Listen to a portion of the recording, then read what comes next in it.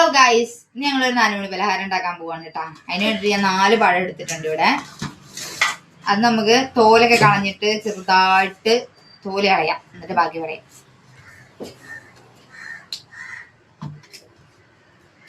Assistant ആണ് അപ്പുറത്തിരിക്കുന്നത്. അതിന്റെ assistant ആണ് കേട്ടോ.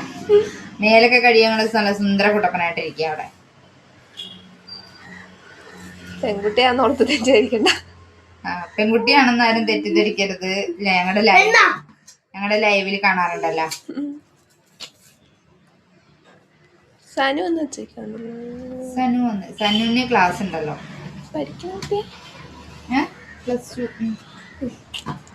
ഓക്കെ, അങ്ങനെ 4 പഴം സെറ്റ് ആയിട്ടുണ്ടെങ്കിൽ നമുക്കിത് കുഞ്ഞായിട്ട് നുറുക്കി എടുക്കണം കേട്ടാ. ഓക്കെ,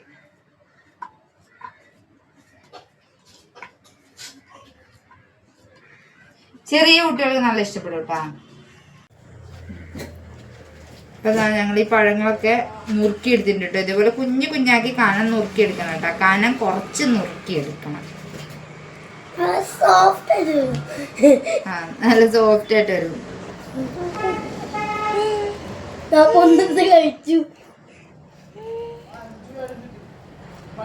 അപ്പൊ ഇത്ര ഉണ്ട് കേട്ടോ പഴം നുറുക്കിയത്. അപ്പോൾ ഗൈസ്, ഇനി നമുക്ക് ചീനച്ചട്ടി അടുപ്പത്ത് വെക്കാം. എന്നിട്ട് അതിലേക്ക് നമുക്ക് കുറച്ച് നെയ്യ് ഒഴിച്ചു കൊടുക്കാം കേട്ടോ. ഞാനിത് ഓൾറെഡി ഉരുക്കി വെച്ച നെയ്യാണ് കേട്ടോ. അപ്പോൾ അത് ഒഴിച്ചു കൊടുക്കാം. നെയ്യ് തന്നെ ഒഴിക്കണം. എണ്ണ, ഓയിൽ, അങ്ങനെ വെളിച്ചെണ്ണയൊക്കെ യൂസ് ചെയ്ത് കഴിഞ്ഞാൽ അതിൻ്റെ ടേസ്റ്റ് മാറും. അപ്പോൾ അത്ര നന്നാവില്ല കേട്ടോ. അപ്പോൾ എണ്ണ ചൂടായതിന് ശേഷം നമുക്ക് അരിഞ്ഞു വെച്ച പഴം അതിലേക്ക് മിക്സ് ചെയ്ത് കൊടുക്കാം. മിക്സ് ചെയ്ത് കൊടുത്തിട്ട് അടിയിൽ പിടിക്കാത്ത പോലെ പഴം നന്നായിട്ട് ഫ്രൈയും അല്ല, എന്നാൽ ഒരുവിധം കുഴഞ്ഞതുപോലെ നമുക്ക് സെറ്റായിട്ട് കിട്ടണം കേട്ടോ.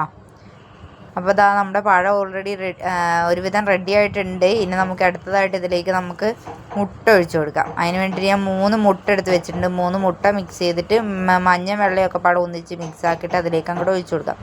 എല്ലാ പഴത്തിലും മുട്ട എത്തണത് പോലെ ഒഴിച്ചു കൊടുക്കണം കേട്ടോ. എന്നിട്ട് ആ മുട്ടയിൽ വേറൊന്നും ചേർക്കാൻ പാടില്ല, ഉപ്പും കൂടി ചേർക്കാൻ പാടില്ല കേട്ടോ. അങ്ങനെ സെറ്റായിട്ട് നമ്മൾ ഒഴിച്ചു കൊടുത്തിട്ട് നന്നായിട്ട് മിക്സ് ചെയ്തെടുക്കണം.